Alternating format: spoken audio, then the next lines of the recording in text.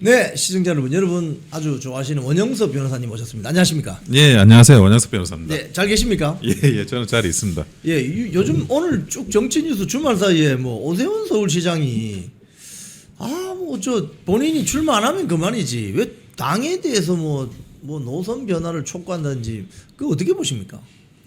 아무래도 참 제가 좀 답답한데 그런 걸 보고 있으면 예, 저는 사실 오세훈 시장하고 서울시당에서 같이 이렇게 몇 년 같이 있어봤어요. 예. 그러니까 무슨 말이냐면 오세훈 시장이 야인 생활을 하고, 그러니까 20대 때 그 종로에서 낙선을 하셨잖아요. 그리고 한 10년 가까이 이렇게 뭐 야인 생활 비슷하게 하시다가 예, 10년이 아니죠. 그때 한 보궐로 들어올 때쯤 해서 새로 이렇게 되신 거니까 한 5년 정도 굉장히 고생하시면서 무관으로 계셨을 때 같이 또 뵀었습니다. 예, 그래서 그런 부분에 있어서 오세훈 시장이 굉장히 저는 뭐 서울에서 먹히는 후보, 중도에서 먹히는 후보라는 건 저는 굉장히 강점이 있다라고 생각을 해요. 예, 근데 오세훈 시장님이 이 부분을 좀 정확하게 생각을 하셨으면 좋겠는데 서울시장 계속 하시려고 정치하시는 건 아니잖아요. 그러니까 본인이 생각하고 있는 미래에 대한 비전은 뭐 누구라도 대통령을 염두에 두고 대선을 생각하면서 저는 큰 수를 나아가고 있다라고 보여지는데 예, 과연 지금 이렇게 하시는 행동을 당원들이나 지지자들이 대통령이 될 만한 사람의 지도자로서의 행동이라고 볼 수 있을까? 그런 부분에 대해서 한번 그 자문을 한번 해보셨으면 좋겠어요. 2018년 지방선거 때 그때 뭐 똑같습니다. 오세훈 시장 뭐 불출마한다 그러고 나경원 의원 불출마한다 그러고 다 뭐 불출마한다고 했어요. 그때 누가 서울시장 선거에 나갔냐면 김문수 후보가 나갔어요. 그때. 그렇죠, 그렇죠. 예, 대구 수성구에서 낙선하고 예, 그리고 뭐 야인 생활 계속 하시다가 그때 사람이 없어가지고 나간다는 사람이 없어가지고 그때 서울시장 선거 나갔습니다. 그때 왜 나갔느냐? 지금 그 지방선거는 광역단체장을 기초로 해가지고 쭉 일렬로 투표를 해요. 광역단체장, 뭐 기초단체장, 그리고 광역의원, 기초의원, 교육감선거까지 예, 그거를 쭉 일렬로 찍어내리는데 거기에서 그 광역단체장이 주요한 사람이 만약에 그 후보가 되지 않으면 예, 본인만 피해를 입는 게 아니고 그러니까 본인이 뭐 낙선한다 그게 아니라 그 밑에 있는 그 선거 뛰는 사람들이 전부 영향을 받습니다. 그래서 어떻게든 후보를 만들어야 했고 그 과정에서 김문수 후보가 결국 떨어지는 거 다 알죠. 3등 하느냐 2등 하느냐의 문제였어요. 그런데 뭐 1등은 당연히 안 되고 그래서 김문수 후보가 그때 서울시장 선거 나선 거거든요.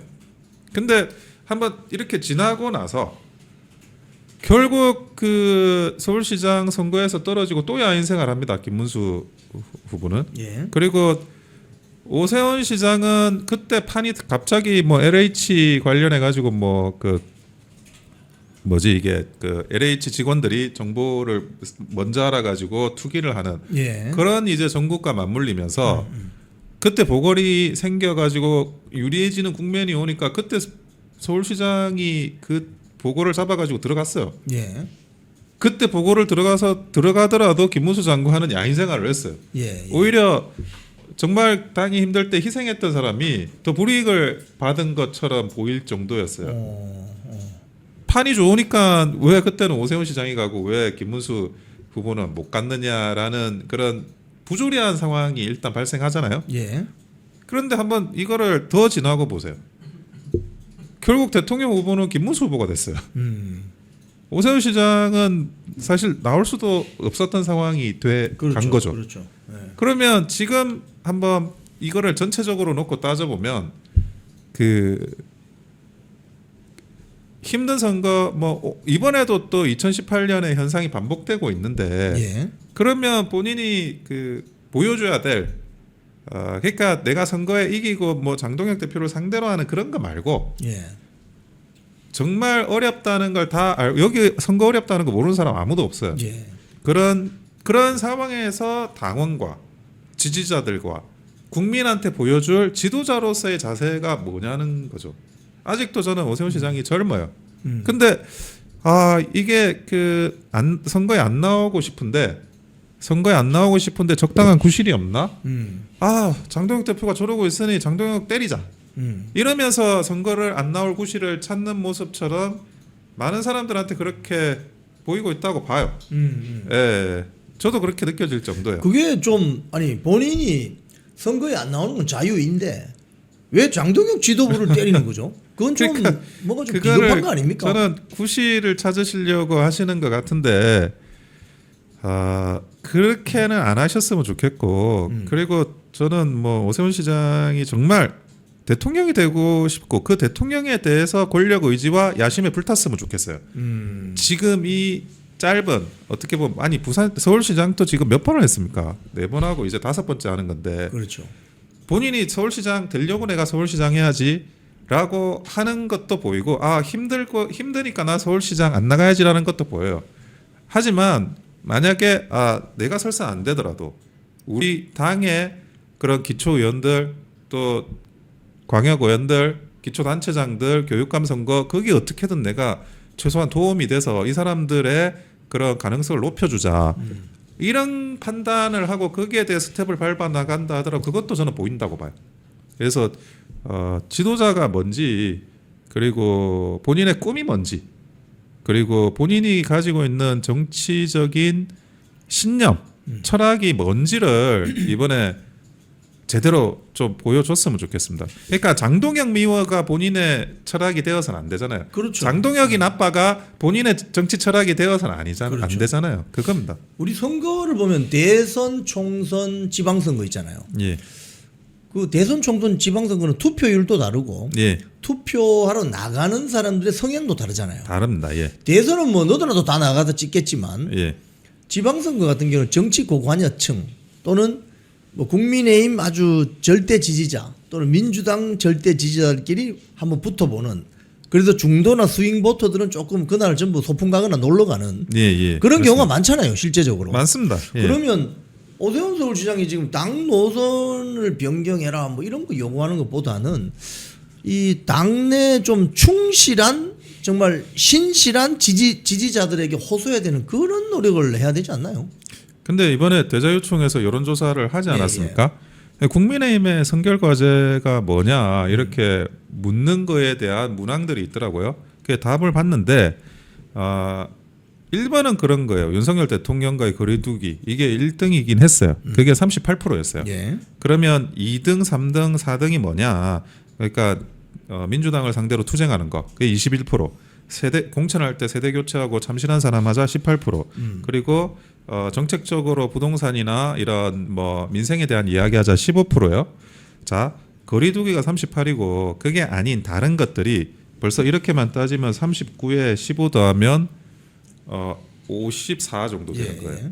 그러니까 훨씬 더 많은 사람들이 거리두기 말고 다른 거에 집중하자라는 이야기를 이미 하고 있어요. 그걸 하고 있죠. 예. 그리고 이 거리두기를 하자라고 하는 이 38%도 따지고 보면 대부분 민주당 지지자일 지지자들. 가능성이 많아요. 네. 그러면 지금 우리 당 지지자들 그리고 심지어 중도에 있다라고 하는 뭐 중도 보수층도 이제 대통령 거리두기 말고 딴 거에 더 집중해야 되지 않냐. 그렇죠. 민생 이슈라든지. 예, 그런 거에 이미 여론조사 형식으로 그 민심들이 반영돼서 나오고 있거든요. 네. 근데 오히려 이 나머지 것들은 내팽개치고 그리고 윤 전 대통령과의 거리두기에 매몰되는 거예요. 이게 과연 정상적인 선거 운동이냐.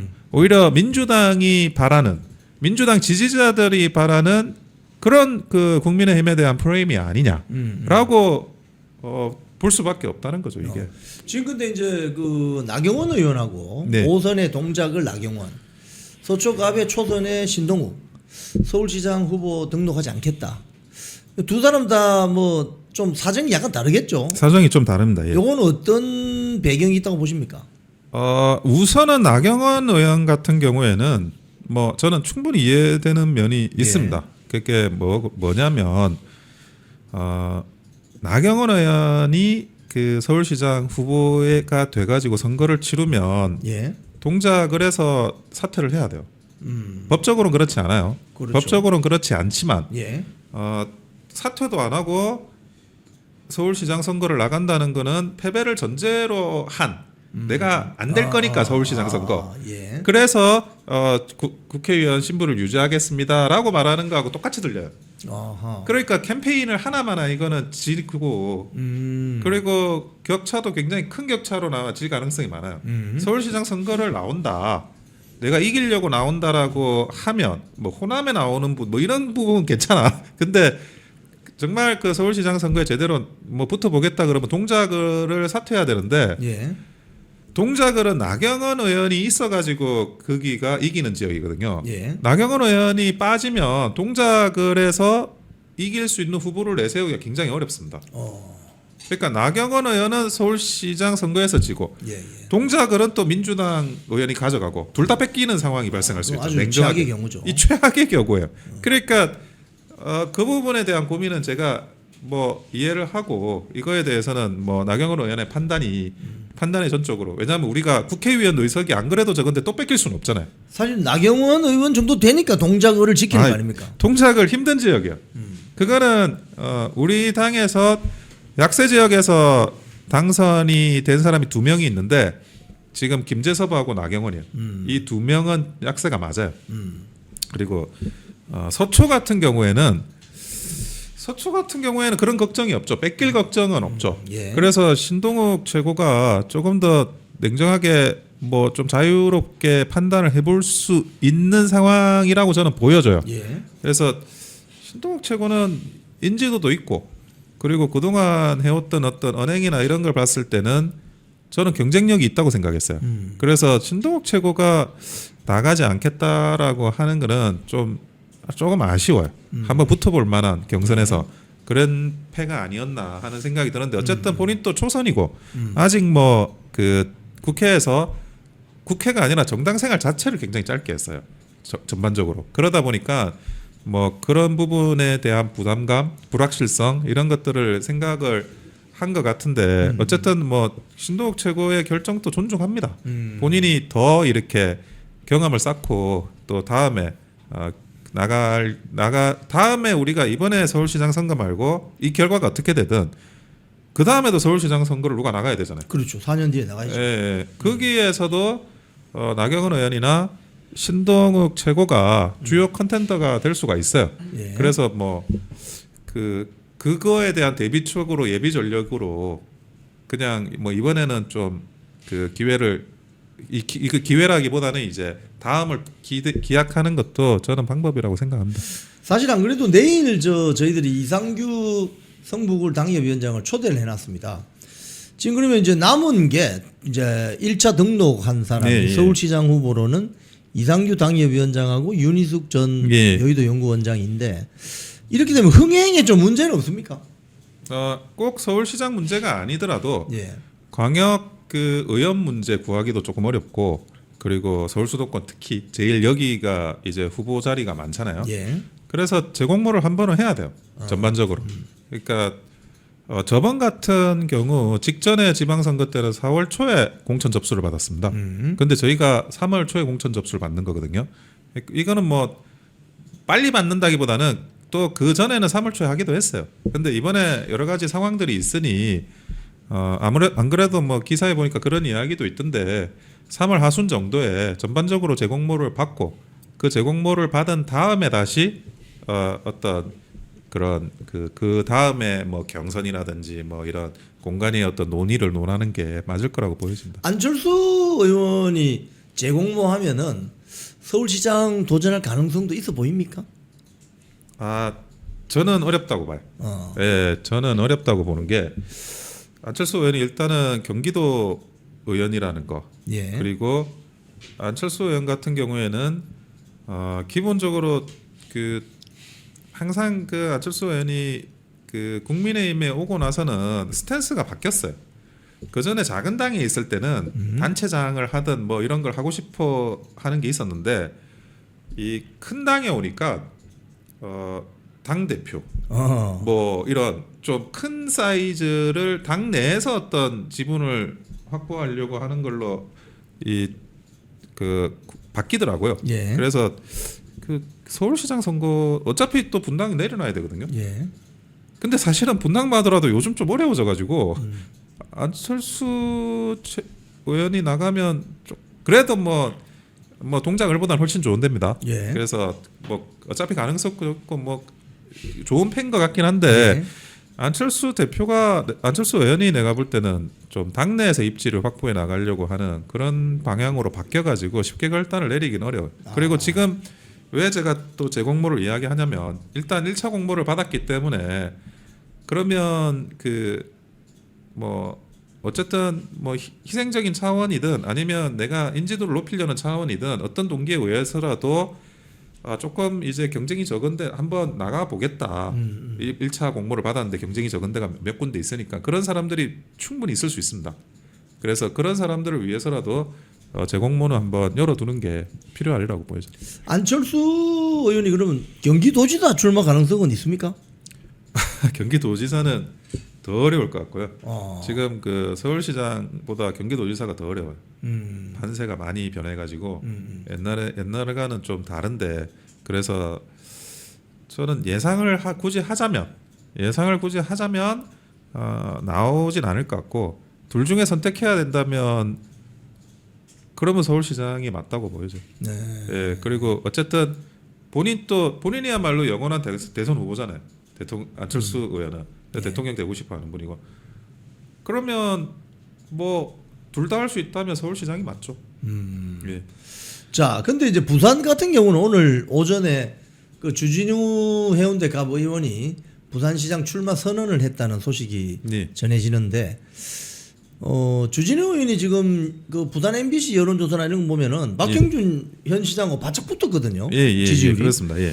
물론 이제 전재수 민주당 의원보다는 좀 떨어지지만 박형준, 전재수 2강이 아니고 예. 전재수 1강, 예. 박형준, 주진우 2중 이런 식으로 간단 말이에요. 예. 그러면 여기에 주진우 의원이 뛰어들면은 좀 경선이 흥행 가능성은 있습니까? 저는 그 시장 선거 경선에 나가겠다라고 하는 거는 당을 위해서도 좋은 거라고 생각합니다. 예. 일단은 흥행이 또 되긴 해야 되고 예. 그리고 그런 와중에 이런 사람들로부터 주목도를 받고 그리고 그렇죠. 누가 되든 거기에 따라 가지고 본 선거에 도움이 되는 그런 현상이 이루어질 수가 있습니다. 그래서 서울시장 선거 나가는 거 자체는 뭐 아주 바람직하고 예. 그리고 뭐 본인이 생각하는 여러 가지 뭐 그래서 정말 부산시장 되면 좋은 거니까 설사 뭐 그게 아니라고 하더라도 경선 후보로 나와서 레이스를 하는 것 그리고 이 정도 여론조사가 나오면 나가야 돼요. 예, 이 정도 여론조사가 있는데 안 나가는 것도 그렇고 그거는 뭐 전반적으로 뭐 본인을 위해서 당을 위해서 부산시장 선거를 위해서 무엇보다 다 좋은 거라고 생각하고 있습니다. 지금 그 주진우 의원 같은 경우에 사실은 우리 원영서 변호사님도 지난번 총선 때 그 정성국 그 의원이 단수 공천되면서 그 부산 진구 갑이죠 거기가. 거기서 그렇습니다. 뭐 아주 고배를 마셔서 야 이게 뭔가 했는데 주진우 의원 같은 경우도 단수 공천으로 2월 중순에 벌써 꼽아버렸거든요. 그렇죠. 예. 그러면 이 사람이 한동훈하고 뭐 특수관계인가 뭐 이런 좀 오해를 사죠 지금도. 근데 이 언론 보도를 보면 한동훈을 직격하거나 한동훈에 대해서 비판하거나 이런 기사는 안 보입니다. 주진우 의원이. 그러면 당원들이 예를 들자면 이번에 그 여론조사 보면 당심 50% 일반 여론조사 50%잖아요. 그럼 이 당원들이 하게 되는 이 투표 50%에서 한동훈과의 관계가 좀 의심스럽다. 뭐 저자들이 잘 이야기한 게 뭐 전륜해라 이런데 절한하지 않으면 당원들이 용서하지 않을 것 같은데 어떻게 보세요? 그렇죠. 지금 이제 당원들이 다 뭐 유튜브를 다 보시고 그리고 뭐 주진우 의원 같은 경우에는 뭐 그 공천 과정에서도 사실상 친한계라고 봐야 되고 그리고 그 법률자문위원장하면서 당원 게시판과 관련해서 거기에 법률 의견을 낸 거에 대해서도 또 책임이 있으니까 그런 부분을 따지고 보면 뭐 한동훈과의 관계에 대해서 분명하게 본인의 입장이나 이런 걸 말해야 되죠. 말해야 되고 그리고 그것이 본인이 앞으로 모르겠어요.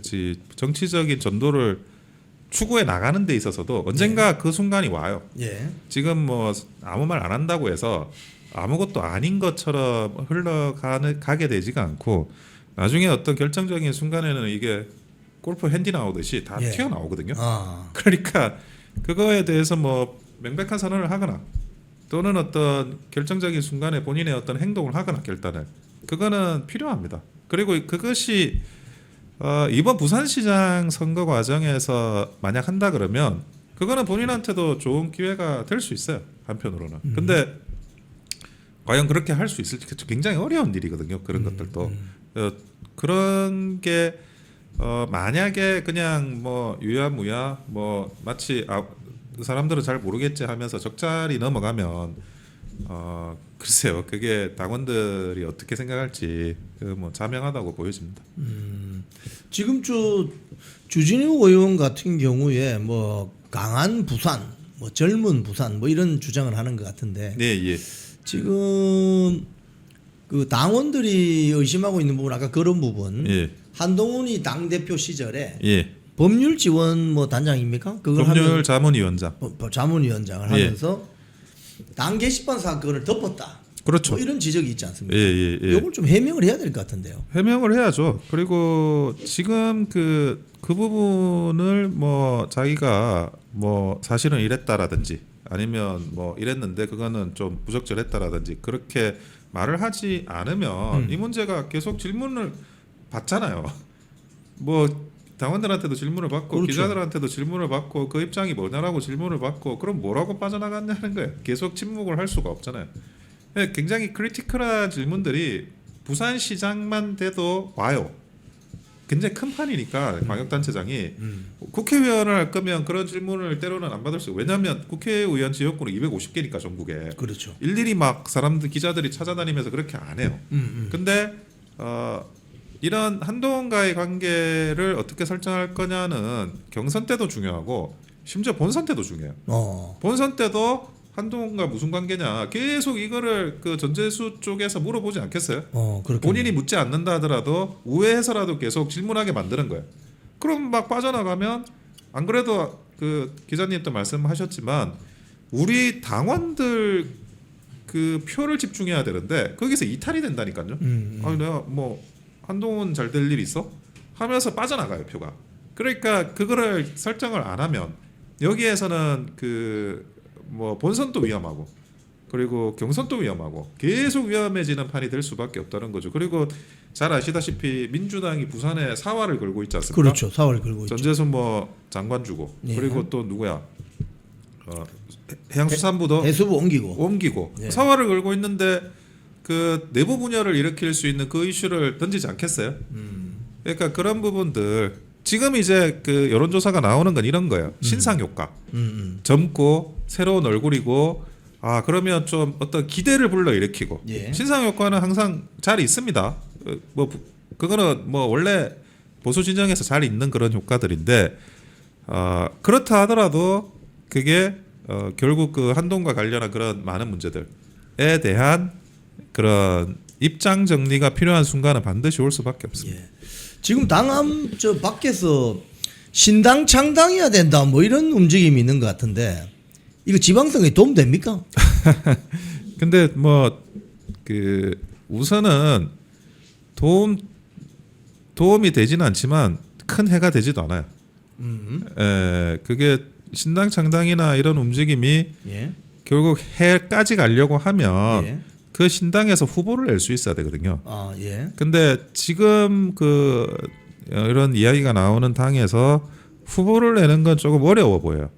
후보를 내는 게 어려워 보이면 그것이 근본적으로 이 크게 지방선거를 흔들기는 어렵다. 예. 근데 또 그렇다고 해서 뭐 하나로 뭉쳐지면 좋긴 한데 저는 조금 다른데 아예 그 생각이 달라가지고 도저히 못 뭉치겠다라고 하면 예.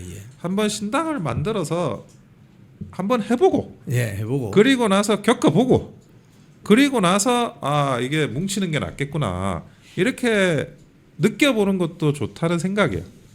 이게 그 자꾸 뭔가 이게 뭐 그게 아니다 이렇게 이야기를 하는 것도 필요한데 그게 아니라 그 막상 나가 보면 막상 당을 차려 보면 그때 비로소 사람들의 생각이 어떤 국민들의 생각이 어떻고 지지자들의 생각이 어떤지를 알게 되는 순간이 오거든요. 뭐 그렇게 하는 것도 저는 진영 자체가 뭐 살아있는 모습이라고 보여지기 때문에 뭐 꼭 나쁘다고 생각하지는 않습니다. 지금 우파 진영의 유일한 원내 진입 정당이 국민의힘인데요. 네. 이 국민의힘 107명 중에 일부 예. 소위 말해서 이재명 정권과 민주당 정권하고 싸우지 않고 네. 내부 총질이나 하고 뒷다리나 잡는 사람들이 전체 국민의힘 국회의원 107명인 것처럼 논리적인 비약을 통해서 엔추 파도수를 척결하기 위해서 국민의힘은 해산해야 된다 이렇게 주장하는 분들이 있잖아요. 예, 이거 예. 지방선거에 도움 됩니까?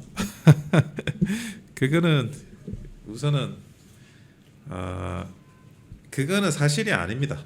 사실이 아니기 때문에 예. 도움이 안 되는 겁니다. 예. 예, 그 국민의힘에 일부는 뭐 그런 사람들이 있을 수도 있겠죠.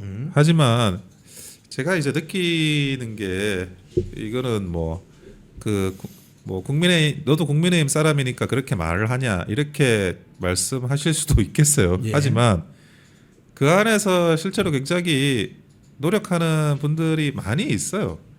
오히려 여러분이 모르는 사람 중에 정말 당을 위해서 노력하고 헌신했던 사람들이 많고 그리고 이번에 윤석열 대통령 탄핵 정국에서도 그 사람들이 와가지고 애쓴 거예요. 그러니까 그렇게 보이지 않는 많은 사람들의 노력을 통해서 헌신을 통해서 우리 국민의힘이 유지가 되고 있는 거거든요. 그렇죠. 그리고 물론 이제 그런 사람들이 소외당하고 그런 기회주의자들이 와가지고 당을 이렇게 좌지우지하는 거가 굉장히 불편할 수도 있는데 저는 그래요. 저는 그런 것들도 리더십과 팔로우십이 잘 서면 해결될 수 있는 문제라고 생각을 합니다. 그러니까 그 우리 당이 얼마나 많은 사람들의 진심으로 운영되고 있고 만들어졌고 그리고 앞으로 나아가려고 하는지를 이 안에 있어 보면 굉장히 많이 알게 됩니다. 그리고 여러분들이 생각하는 그런 불만족스러움, 결과적인 불만족. 예. 저는 그것이 결국 이제 너희들이 결국 뭐 엉뚱한 동기나 고의에 의한 게 아니냐 이렇게 이제 생각을 하시고 그런 마음을 제가 충분히 이해하지 못하는 바는 아닌데 예. 심지어 저도 제가 그렇게 많이 그 당을 위해서 애쓰고 했을 때 저를 아는 사람도 없었어요. 그런데 그런 많은 그런 일들을 하면서도 어떻게 합니까? 당을 살리고 그게 나라를 살리는 길이라고 생각하니까 그렇죠. 그렇게 해왔던 거예요.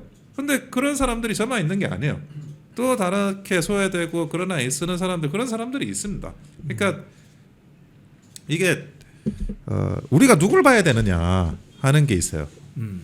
당이 미워. 당이 망했으면 좋겠어. 왜?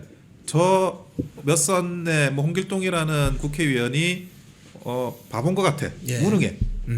자, 저 몇 선의 홍길동이란 국회의원이 국민의힘입니까? 아니에요. 아니죠. 예, 뭐 그러면 뭐 어떤 홍길동이라는 김갑동이라는 원로가 국민의힘입니까? 아니에요. 그 사람들은 그냥 그 조금 유명하고 그냥 뭐 이렇게 깨작깨작거리는 거에 불과하고 그 사람들이 국민의힘이 아닙니다. 그 사람들이 국민의힘이 아닌데 그 사람들이 하는 행동 하나하나에 그게 마치 이 당이 문제가 있고 이 당 전체가 오염돼 있고 그렇게 생각하실 필요가 전혀 없다는 겁니다. 그리고 여러분들이 정말 그 바꾸고자 하는 마음이 진심으로 나오고 그거를 우리가 손잡고 한번 당을 더 제대로 바꿔보겠다고 하면 거기에 호응하는 사람은 반드시 나오게 돼 있습니다. 예. 뭐 정치판에서 제가 10년 있어 보니까 사람 없다는 이야기가 제일 거짓말이에요. 그 사람이 없어지면 누군가 다시 나타나요. 우리가 그때 후보가 없다, 대통령감이 없다라고 했을 때 윤석열 대통령이 나타났잖아요. 그렇죠. 예. 똑같은 겁니다. 그래서 여러분들이 그 어떤 홍길동이라는 의원, 김갑동이라는 의원만 보지 마시고 그걸 넓게 보다 보면 반드시 그 때가 됐을 때 그리고 그게 나타난다. 그리고 내가 이거는 뭐 아픈 이야기지만 말씀드리면 예. 저는 한동훈이 당대표가 되는 전당대회 때 적극 반대를 했어요. 예. 한동훈이 문제를 일으킬 거라고 생각을 했고 예. 큰 문제를 일으킬 거라고 주위 사람들한테 많이 이야기했습니다. 그래서 적극 반대했는데 근데 당원들이 한동훈을 뽑아버렸어요. 그렇죠. 그 결과가 뭡니까? 제가 웬만하면 이제 예의상 뭐 나는 한동훈 반대를 외쳤지만 예의상이라도 일단은 당원 투표로 뽑혔으니까 뭐 당원들의 결과를 존중한다라고 말을 할 수도 있었지만 그렇게 하지 않았어요. 저는 페이스북에 이거는 납득이 안 된다. 이거는 굉장히 큰 문제를 일으킬 거다. 그러면서 내가 그 페이스북에 글을 달았더니 그 밑에 막 쫙 우리 당원들이 너씨 하면서 저에 대한 비판과 욕설이 많이 달렸어요. 예. 근데 저는 그 생각했죠. 두고 보라고. 지금 이 당원들의 판단이 얼마나 큰 재앙으로 들이닥칠지를. 근데 결국 뭐 반년도 못 가지 않았습니까? 예. 맞습니다. 그러니까 그때 우리가 정상적인 판단을 했으면. 근데 한동훈 반대를 외치는 사람들 많았어요. 기자님도 외쳤잖아요. 외쳤죠. 많은 사람들이 그때 이게 아니다라고 외쳤어요. 예. 근데 그게 60%가 넘는 투표율로 그냥 그렇게 가버렸어요. 거기서부터는 아무것도 막을 수가 없는 이런 그 어려운 상황으로 가고 있었습니다. 그래서 여러분들이 판단하는 거예요. 뭐 무슨 김갑동 의원, 홍길동 의원이 판단하는 것 같아도 여러분들이 정신 똑바로 차리고 이번에는 이렇게 해야지. 민주주의가 가치 있는 게 뭐라고 생각하세요? 자, 부패한 민주주의가 있을 수 있고 유능한 독재가 있을 수 있어요. 왜 우리가 부패하더라도 민주주의를 해야 되냐고요. 그거는 국민 개개인이 이 모든 결과에 대한 책임이 자신에 있다라는 걸 깨달아가고 학습하는 과정입니다. 여러분들이 이제 많이 학습이 된 거예요. 깨달아가는 것도 많고 여러분들이 국민의힘은 이렇게 가야지라고 생각하면 그렇게 갑니다. 그 말씀을 꼭 드리고 싶습니다. 예. 오늘 대담 정리하면서 우리 시청자님께 한 말씀 부탁드리겠습니다.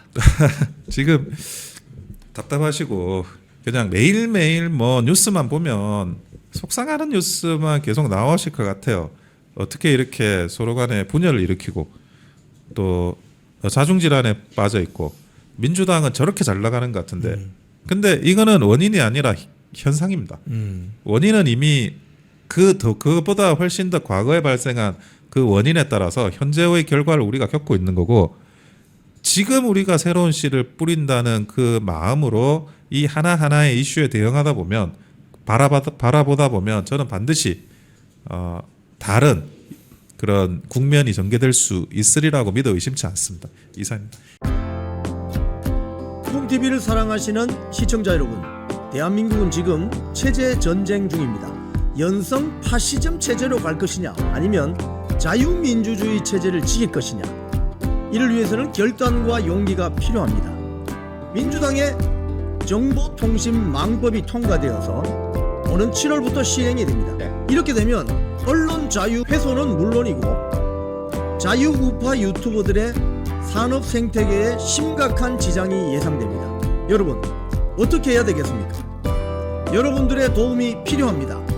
여러분들이 우잘사 회원에 가입하셔서 대한민국 체제 전쟁에 승리하고 국민의힘 장동혁 지도부를 지켜내고 정보통신망법을 비롯한 언론 자유를 심각하게 훼손하는 여당발 공세에 대응해 주시기 바랍니다. 우잘사 회원 많이 가입하셔서 함께 가는 여정을 만들어 갑시다. 감사합니다.